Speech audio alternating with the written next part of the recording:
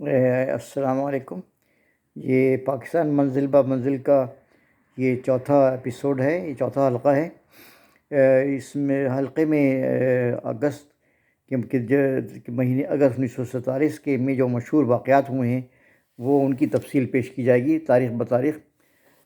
تاکہ آپ لوگوں کو اندازہ ہو سکے کہ یہ جو 7 اگست کو کتنی اہم ایکٹیویٹیز ہوئیں اور کتنی اہم سرگرمیاں ہوئیں، اور اس کا انعام کتنا بڑا تھا جو کہ پاکستان کو حاصل ہوا۔ سب سے پہلے 7 اگست 1947 کو قائد اعظم محمد علی جناح کراچی تشریف لائے، اور کراچی آنے کے بعد انہوں نے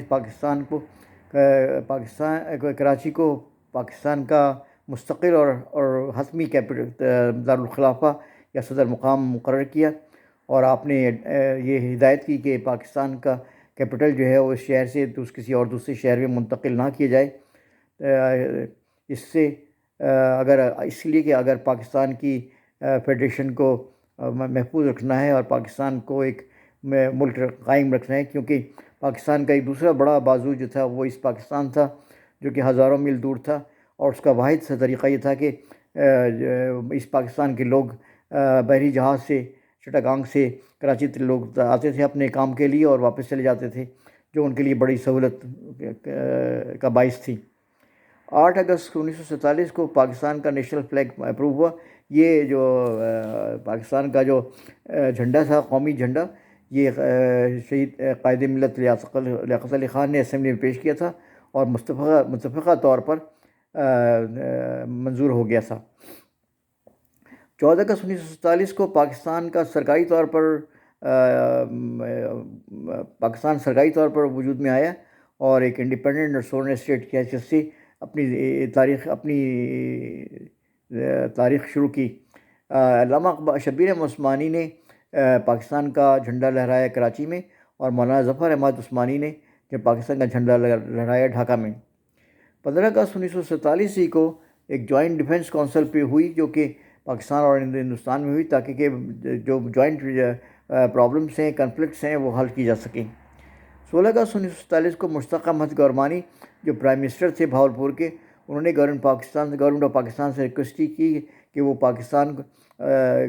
نئی مسلم نیشن میں بھاولپور کو شامل کر لیں اور اس کا ایکسیشن جو ہے مکمل کر لیں۔ 16 اگست 1947 کو ایجپٹ نے یعنی مصر نے پاکستان کو کولونائز کیا as a independent sovereign country, اور ایجپٹ پاکستان پہلا ملک ہے جس نے پاکستان کو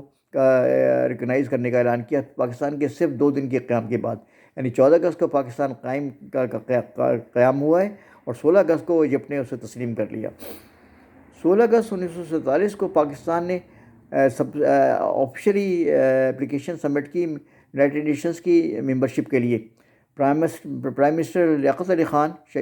قائد ملت لیاقت علی خان کراچی سے دلی تشریف لے گئے تاکہ جو جوائنٹ ڈیفنس کونسل ہے اس میں شرکت کر سکیں۔ 17 اگست کو گورنمنٹ آف پاکستان نے اناؤنس کیا کہ پاکستان کا آرمی کا ہیڈ کوارٹر جو ہے وہ راولپنڈی ہوگا، اور پاکستان ایئر فورس کا ہیڈ کوارٹر جو ہے وہ کراچی ہوگا۔ یہ ایک چوک ہو گئی یہاں، اس لیے کہ پاکستان آرمی کا ہیڈ کوارٹر بھی کراچی ہونا چاہیے تھا اصولاً، اس لیے کہ وہ جہاں نیشن کا یا ملک کا جو دارالخلافہ ہو، صدر مقام ہو، کیپٹل ہو، وہیں تمام فورسز کا بھی ہیڈ کوارٹر ہونا چاہیے، اور جس کے بعد میں پاکستان آرمی کا ہیڈ کوارٹر کسی دوسرے شہر میں ہونے کی وجہ سے بعد میں مسائل پیدا ہوئے، جس سے پاکستان کی تاریخ پہ بہت عجیب و غریب اثرات مرتب ہوئے۔ 17 اگست کو ریڈ کلف ایوارڈ جو ہے وہ ڈکلیئر ہوا، جس میں پاکستان اور ہندوستان کے درمیان جو سرحدیں وہ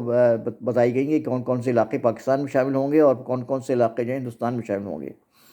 18 اگست کو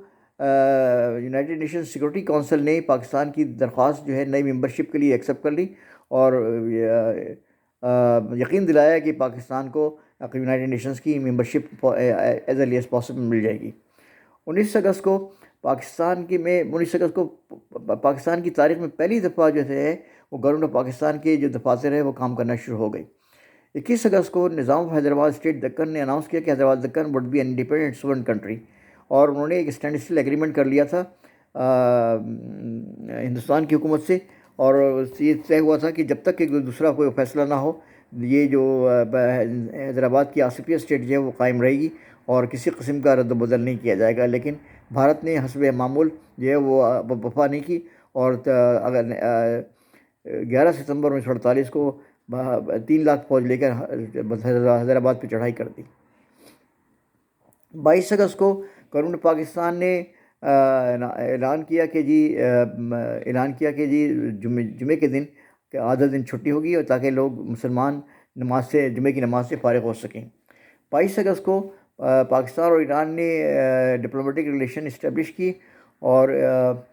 ایران آلریڈی نے اناؤنس کیا تھا کہ پاکستان کو تسلیم کر لیا گیا. یہ بھی اس میں ریکارڈ پہ ہے کہ کہا جاتا ہے کہ 14 اگست کو ہی ایران نے یہ اعلان کیا تھا کہ پاکستان کو تسلیم کر لیا جائے گا. 23 اگست کو خان عبدالقیوم خان نے نارتھ ویسٹ پروونس، جو کہ آج کل خیبر پختونخوا کہلاتا ہے، اس کی چیف منسٹر کا عہدے کا حلف اٹھایا. 25 اگست کو کراچی میونسپل کارپوریشن نے ایک ریسیپشن آرگنائز کیا قائد اعظم محمد جناح کے اعزاز میں، جو کہ بڑا کامیاب رہا. 27 اگست کو پاکستان میں ایمرجنسی ڈکلیئر کر دی گئی. 27 اگست کو Pakistan became the member of Food and Agriculture Organization, a subsidiary administration of the United Nations. 28 اگست کو قائد اعظم محمد جناح گورنر جنرل پاکستان لاہور تشریف لائے، اور جس میں جس کا مقصد یہ تھا کہ پاکستان اور ہندوستان کی گورنر جنرلز کی میں آپس میں جو ایک میٹنگ منعقد کی جائے. 29 اگست کو پاکستان کی پہلی ڈاکومنٹری فلم جو ہے کراچی کے سنیما ہاؤسز میں دکھائی گئی، اور اس فلم میں 2 اور 15 اگست کے درمیان 1947 کے درمیان جو واقعات ہوئے تھے اس کی تفصیل پیش کی گئی. 31 اگست کو قائد اعظم محمد جناح نے لاہور ریڈیو اسٹیشن سے خطاب کیا، اور اس میں بتایا کہ پاکستان کے حالات کس قدر تشویشناک ہیں اور کس قدر حساس ہیں، اور کس کے لیے ہمیں کتنا محتاط ہونا چاہیے. اور انہوں نے قائد اعظم محمد جناح رحمۃ اللہ علیہ نے یہ ڈکلیئر کیا کہ ریڈ کلف ایوارڈ میں حالانکہ ہمارے ساتھ زیادتی کی گئی ہے، لیکن ہم اس کو ایکسیپٹ کر لیتے ہیں. اس پر زبردستی ہمیں ٹھوس دیا گیا ہے، لیکن اس لیے کوئی چارہ نہیں کہ اس کو تسلیم کر لیا جائے. اللہ حافظ.